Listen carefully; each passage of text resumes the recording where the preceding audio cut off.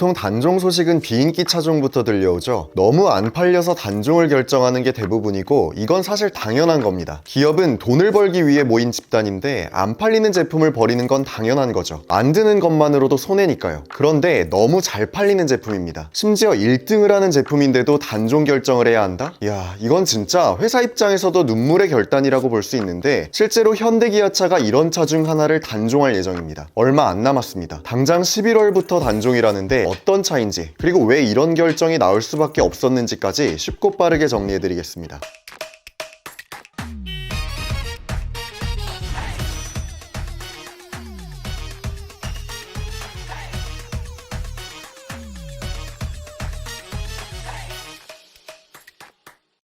국산차 판매량을 한번 볼까요? 그랜저가 압도적인 1위를 하고 있고 최근에 토레스가 부진하면서 10위권 모두를 현대기아차가 차지하게 됐습니다. 그런데 사실 그랜저는 신차이기 때문에 신차 효과로 인한 1위라는 것도 있잖아요. 진짜 베스트셀링 모델이라 불릴 만한 건 상품성 개선이 딱히 없는데도 꾸준히 상위권을 차지하는 제품이라고 봅니다. 이미 눈치채셨을 겁니다. 현대차는 포터, 기아는 봉고인데 이 두 차종은 이렇다 할 다른 신차가 없다면 1위를 쉽게 차지하는 차종이기도 하고요. 경제가 어려워지면 판매량이 확 오르기도 하면서 큰 이슈가 없을 때도 꾸준히 상위권을 차지하는 차종입니다. 그런데 당장 11월부터 봉고의 일부 모델이 단종되고 포터도 이 길을 따라갈 예정입니다. 그 일부 모델은 바로 가장 압도적으로 팔리고 있는 디젤 모델입니다. 상용 트럭인데도 일반 승용차 차주들마저 관심을 가지는 이유는 간단하죠. 승용 모델은 디젤을 단종시킬 수 있죠. 어차피 대체제도 충분한 상태고 아무리 SUV라도 디젤 아니면 안 된다는 인식도 많이 사라졌으니까요. 그런데 포터랑 봉고는 어떤가요? 트럭은 그래도 아직까지는 디젤이라고 하는데 어떻게 보면 디젤차의 상징이라 할 수 있는 1톤 트럭의 디젤 모델을 아예 단종시킨다는 거잖아요. 실제로 판매량을 보면 7월까지 5만 대가 넘게 팔린 포터는 디젤 판매량이 4만 3천 대에 달했습니다. 100분율로 따지면 무려 84.7%에 달하는 겁니다. 전기 모델이 화물 전기차라 보조금이 상당한데도 여전히 판매량 대세는 디젤 모델이라는 걸 알 수 있는 거죠. 이건 봉고도 마찬가지입니다. 전체 3만 5,800대 정도 되는 판매량 중에 무려 28,800대 넘는 게 디젤 판매량이었습니다. 100분율로 따지면 80%에 달합니다. 디젤 모델을 단종하는 이유는 간단하죠. 디젤 규제가 강화되기 때문인데 사실 좀 이해가 안 되는 부분이 있긴 합니다. SUV인 모하비나 신형 소렌토 같은 차들도 아직 디젤 모델을 유지 중이란 말이죠. 그런데 가장 잘 팔리는 포터랑 봉고는 왜 디젤 모델을 유지하지 못하냐 이겁니다. 이것도 사실 조금만 생각해보면 알 수 있는 내용입니다. 관련법이 시행된다는 건 뒤에서 자세히 살펴보고요. 회사 입장에서 먼저 살펴볼 필요가 있습니다. 포터랑 봉고가 풀체인지 된 지 몇 년이나 됐을까요? 경이로울 정도입니다. 포터는 2004년에 현행 모델이 출시된 이후 무려 19년 동안 세대 교체가 없었고요. 봉고도 마찬가지로 2004년 이후로 세대 교체가 단 한 번도 없었습니다. 현대기아차한테 포터랑 봉고는 이런 차인 겁니다. 애초에 승용차보다 저렴하기 때문에 돈이 별로 안 되는 제품이고요. 대신 상품성 개선을 크게 하지 않아도 압도적으로 잘 팔리는 차종이기 때문에 굳이 회사 차원에서 큰 투자를 안 해도 되는 제품인 거죠. 박리담회가 중심 전략으로 통하는 차라서 이런 제품들은 투자 비용을 최소화하는 게 최대한의 이익을 위한 수단이기도 하고요. 만약 포터랑 봉고가 그랜저만큼 돈이 되는 차였다면 이야기가 달랐을 겁니다. 그러나 마진이 그리 크지 않은 저렴한 트럭이기 때문에 새로운 디젤 엔진 규제에 대응할 필요성을 느끼지 못하는 거죠. 후륜 기반 디젤 엔진을 개량하거나 아예 새로 개발해야 합니다. 유로7 규제 자체가 말도 안 될 정도로 타이트한 기준을 가지고 있고 포터랑 봉고만 살리자고 이런 막대한 돈을 투자할 이유도 없는 거죠. 어차피 유로7 규제가 시행되더라도 친환경차가 답이라는 방향은 바뀌지 않을 거고 디젤차는 또 한 번 타격을 입게 될 겁니다. 이러니까 디젤 모델을 살려둘 이유가 회사 입장에선 없는 건데 이거 말고도 재밌는 포인트가 꽤 많습니다. 정리해보면 이렇습니다. 첫 번째는 모든 1톤 디젤 트럭이 전기차로 바뀌는 걸까요? 그렇지 않습니다. 이미 전기 화물차는 장거리 효율이 최악이라는 걸 다들 아시잖아요. 심지어 장거리뿐만 아니라 시내 주행을 하는 차라도 워낙 주행 가는 거리가 짧아서 충전을 자주 해줘야 한다는 불편함 이미 너무나도 유명합니다. 그러니 보조금을 수천만 원씩 줘도 디젤 판매량을 못 따라가는 거죠. 디젤 트럭을 대체하게 되는 건 LPG 트럭입니다. 이미 기아가 올해 말부터 판매할 봉고 LPG 모델을 생산하기 시작했다고 합니다. 그나마 다행인 이유가 이전 LPG 트럭보다 동력 성능과 효율이 개선됐다는 건데요. 지난 6월에 봉고 LPG 모델을 44대 생산했는데 아마 판매 전 테스트를 위해 생산한 걸로 보입니다. 사실 지금으로서는 전기차보단 LPG차가 훨씬 낫긴 하죠. 주행 가는 거리도 훨씬 길고 충전 시간도 당연히 훨씬 짧으니까요. 동력 성능만 제대로 해결됐다면 딱히 불만은 없을 것 같습니다. 이쯤에서 이제 관련 법 시행도 언급을 해야 합니다. 내년 1월 1일부터 시행되는 게 하나 있습니다. 대기관리권역의 대기환경 개선에 관한 특별법, 줄여서 대기관리권역법이 시행되는데요. 이게 좀 타격이 클 수밖에 없는 이유가 법이 시행되는 순간부터 디젤차는 택배용 트럭으로 신규 등록이 불가능해집니다. 우리나라에 택배 회사가 얼마나 많은가요? 1톤 트럭 중에 노후된 트럭들을 수시로 교체하는데 당장 디젤 모델은 신규 등록이 안 되면 이걸 대체할 무언가가 있어야 할 거잖아요. 그래서 LPG 모델 도입을 서두르는 거죠. 앞에서 말씀드렸던 것처럼 디젤 엔진을 새로 만드는 것보다 LPG 엔진을 새로 개발하는 게 더 효율적이라고 판단했으니 이런 방향이 나오는 거죠. 디젤보다 LPG 엔진이 질소산화물 배출이 더 적은 걸로 통상 알려져 있기도 하고, 국가적으로 LPG 차는 딱히 규제 움직임이 없다는 것도 한몫합니다. 물론 LPG 수요가 많아지면서 LPG 가격이 올라가고 이게 택시 요금 인상 문제로 번질 가능성도 없지 않아서 이건 이거대로 해결책이 있어야 할 겁니다. 사실 최근까지도 1톤 LPG 트럭이 판매되긴 했습니다. 디젤 모델하고 비교했을 때 효율이 떨어지다 보니까 지금의 전기 모델처럼 판매량이 부진했거든요. 그런데 이번에는 아예 디젤 모델이 없어지는 거니까 LPG 엔진의 성능을 강화해서 판매하는 전략으로 틀어버린 거죠. 어떤 변화가 있는지 보니까 LPG 연료를 실린더 안에 바로 분사하는 방식으로 바꾸고 터보차저도 부착하는 걸로 알려졌습니다. 그래서 내년부터는 당장 대기관리권역법이 시행되는 만큼 소문으로만 듣던 디젤 포터와 봉고의 단종이 현실화된다는 거고요. 두 번째는 이렇게 되면 나머지 디젤 승용차들도 퇴출이 빨라질 거냐 이겁니다. 저는 오히려 여기는 좀 자유로울 것 같다고 봅니다. 일반적으로 생각한다면 디젤의 상징이라 할 수 있는 포터랑 봉고도 단종되기 때문에 승용차들은 더 빨리 단종될 거라고 생각할 거잖아요. 그런데 여기는 오히려 회사 마음대로일 가능성이 높습니다. 아직까지는 그래도 수요가 남아있고 가솔린 모델보다 비싸다는 이유도 있을 것 같은데, 산타페도 보면 디젤 모델을 삭제했지만 소렌토는 또 남겨뒀잖아요. 기아가 발표한 걸 보니까 아직 소렌토 고객 중 5%는 디젤 모델을 계약했다고 하더라고요. 그래서 아직 수요가 남아있는 차종은 디젤 모델을 남기거나 그냥 과감하게 삭제하거나 둘 중 하나인데, 다만 디젤 모델이 사라진다는 방향성 자체는 크게 바뀌지 않을 것 같습니다. 이것도 외부적 요인이 큰데요. 기름값이 비싸지면 수요가 줄어들 수밖에 없습니다. 최근에 이런 소식이 나왔더라고요. 경유 가격이 다시 휘발유 가격을 앞지른다는 건데 22일 기준으로 전국 휘발유 평균 가격이 리터당 1,740원, 경유는 1,616원이었습니다. 지난 8월에는 휘발유가 1,574원, 경유가 1,384원 정도로 차이가 컸는데 격차가 크게 줄어든 거죠. 거의 10% 이상 상승세를 보이고 있고, 지난 수십 년간 우리나라는 경유가 휘발유보다 저렴했습니다. 그래서 주유소에 비교적 덜 자주 간다는 이유와 연비가 더 좋다는 이유로 연료비 절감을 목적으로 디젤차를 선택한 차주들도 많다는 거죠. 그런데 정작 경유 가격이 비싸지면 연료비를 아낀다는 개념 자체가 사라지다 보니까 사실상 디젤 모델을 살 이유가 없어지는 겁니다. 그래서 디젤 승용차는 어차피 하이브리드가 대안이 되고 있기도 해서 좀 더 자유로운 결정을 할 것 같다는 거고요. 다만 앞에서 잠깐 언급했듯이 승용차보다는 화물차가 문제입니다. 우리가 디젤차 퇴출을 환경 측면에서만 보면 안 되는 이유가 이건데, 화물차는 유가 보조금을 받습니다. 그런데 그렇다고 연료비 부담이 사라지는 건 아니거든요. 경유 가격이 오르면 당연히 화물차 운전자들은 부담일 수밖에 없죠. 화물차는 물류의 기초입니다. 물류비가 오른다는 건 제품 생산 단가가 오른다는 소리입니다. 공장에서 물건을 옮기기 이전부터 물건을 만들기 위한 원재료를 받는 순간부터 물류비가 오른다는 거잖아요. 결국 물류비가 오르면서 전체적인 물가 상승을 야기할 수도 있다는 건데, 이건 이거대로 논의가 분명 필요할 겁니다. 세 번째는 그래서 지금부터 디젤차 퇴출이 본격화되고 있고 이에 따라 반발이 없지는 않을 것 같다는 겁니다. 유로6 이후로는 오히려 디젤차가 낫다고 믿는 사람들도 많고, 디젤 엔진을 대체할 수 없는 영역이 아직까지는 존재합니다. 디젤 승용차는 오히려 쉬운 이유가 디젤하면 SUV였는데 이미 하이브리드로 성공적인 전환을 이뤄냈고요. 버스도 딱히 문제가 안 됩니다. 시내버스 정도는 대형 화물차보다 비교적 주행거리가 많지 않고 충전할 수 있는 시간도 명확하잖아요. 그래서 이미 전기버스로 바뀐 노선도 상당히 많습니다. 화물차는 얘도 이제 1톤 트럭은 LPG로 대체가 가능하지만 대형 트레일러 같은 건 어떡하나 싶을 겁니다. 버스나 승용차랑은 아예 단위가 다른 효율이 필요하니까요. 엄청난 장거리를 타야 하는 것뿐 아니라 엄청난 성능도 필요하고 심지어 연료 충전 시간도 빨라야 합니다. 이 세 가지를 모두 충족하는 대안이 아직 대형 화물차 쪽은 없다는 게 문제입니다. 그나마 수소 화물차가 대안이 될 거라고 보는데, 문제는 아직 충전 속도 같은 게 해결되지 않았다는 것도 있고요. 차 가격도 훨씬 비싸고 여러모로 해결해야 할 과제가 많다는 거죠. 일단 주사위는 던져 벌어졌습니다. 가장 판매량이 많은 차종이 단종될 정도로 이미 현재 진행형인 게 디젤차 퇴출인데 언제쯤 완벽한 대안이 등장할지 이게 관건이겠죠. 그리고 이에 따른 경제적 변화에 대한 논의도 분명 이루어져야 할 거고요. 오늘 내용은 여기까지입니다. 내용이 유익하셨다면 구독과 좋아요, 알림 설정 부탁드립니다. 지금까지 김승현 안PD의 스포일러였습니다. 감사합니다.